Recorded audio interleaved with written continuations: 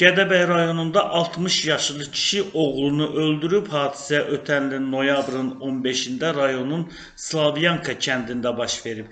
1966-cı il təvəllüdlü İlqar İlyasovun oğlu Rəşad mütəmadi olaraq spirtli içki qəbul edib evdə narazılıqlar yaradıb. İlqar gərginləşən ailə-daxili münasibətlər fonunda yaranmış mübahisələrin davamı kimi noyabrın 15-də saat 21 radələrində bircə yaşadıkları evə sərxoş vəziyyətdə gələn Rəşadın ona hadisə günü səhər saatlarında işə gedərkən tanımadığı şəxsin avtomobilinə hansı səbəbdən əl etməsi, habelə işlədiyi halda qazanc əldə edə bilməməsinə görə əsassız iradlar tutması ilə əlaqədar aralarında yaranmış növbəti mübahisə zamanı bunu bir ata kimi özünə göstərilmiş növbəti hörmətsizlik kimi qəbul edib.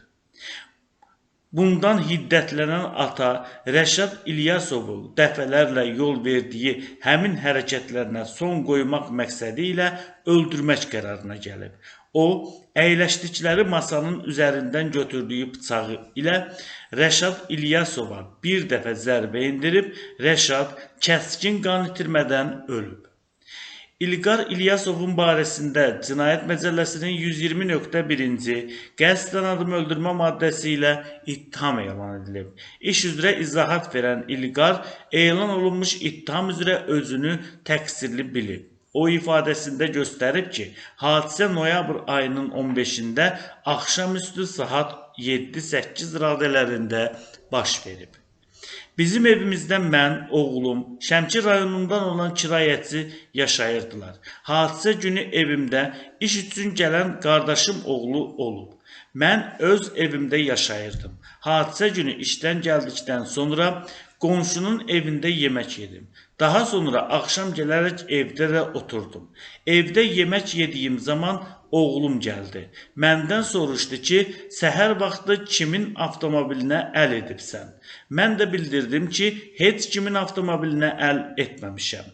Qonşu ilə çıxaraq işə getmişəm deyə o ifadəsində göstərib. Təqsirləndirilən şəxs deyib ki, həmin gün hava soyuq olduğundan yeməyin yanında biraz spirtli içki içib. Oğlum məndən işlədiyim pulu alıb almadığımı, pulu nə etdiyimi soruşdu. Aramızda mübahisə başladı. Qonşuda da toy var idi. Bildirdi ki, gedib toyda iştirak etsin. Mən də oğluma dedim ki, özüm işlə, özün də toya pul yazdır deyə İlqar ifadəsində göstərib. İlqarın ifadəsinə görə onun oğlunu öldürmək niyyəti olmayıb. Sadəcə qorxutmaq istəmişəm. Əvvəllər oğlum ilə aramızda elə də davadalaşlarımız olmayıb. Sadəcə ata kimi bu iş belə olmaz, belə etmək lazımdır deyərək başa salmışam. Oğlum heç vaxt mənə əl qaldırmayıb. Sadəcə olaraq əvvəllər aramızda olan mübahisə zamanı stoldan çay termosunu ataraq qırıb. Əməlimdən çox peşman olmuşam deyə qatil ata ifadəsində belə göstərib. İş üzrə zərər çəkmiş Rəşad İlyasovun hüquqi varisi anasının sözlərinə görə hadisənin şahidi olmayıb, hadisə barəsində eşidib. Təqsirləndirilən şəxs həyat yoldaşım, zərər çəkmiş şəxs isə oğlumdur. Oğlum Bakıda mənimlə birlikdə qalırdı. Həyat yoldaşım içki içəndə mənimlə tez-tez dalaşırdı. Bu səbəbdən də oğlum bildirdi ki, kəndə gedib atası ilə birlikdə qalacaq, ona göz qulaq olacaqdır. Həyat yoldaşım da, oğlum da spirtli içki içən olublar.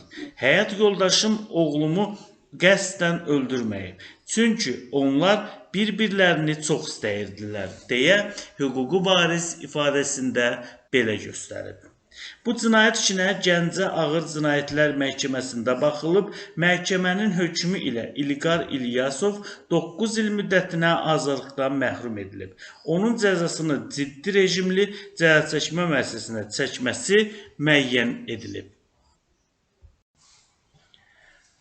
Bundan başqa Bakının Sabunçu rayonunda ata oğluna xəsarət yetirib hadisə rayonun Balaxanı qəsəbəsi Məmməd küçəsində baş verib. 1984-cü il təvəllüdlü Fəhimin yaşadığı evin koridorunda oğlu Rəvan ilə mübahisə edib. Bu zaman Rəvanın atasına sərt cavab qaytarması səbəbindən onların mübahisəsi daha da qızışıb. Şəxsi münasibətlərin pozulması zəminində aralarında yaranmış mübahisə zamanı 42 yaşlı kişi qəsdən şillə ilə bir dəfə oğlunun üz nahiyəsindən vurub ona xəsarətlər yetirib. Faktla bağlı Fəhminin barəsində Cinayət Məcəlləsinin 128-ci qəsdən sağlamlığa zərər vurma maddəsi ilə ittiham elan edilib. Sabunçu rayon məhkəməsində aparılan araşdırma zamanı məlum olub ki, təqsirləndirilən şəxs zərərçəkənlə barışıb, oğul atasını bağışlayıb, ona qarşı şikayətini geri götürüb. Məhkəmənin hökmü ilə Cinayət Məcəlləsinin 73.2-ci maddəsinə əsasən təqsirləndirilən şəxs cinayət məsuliyyətindən azad edilib və onun barəsində olan cinayət işi üzrə icraata xitam verilib.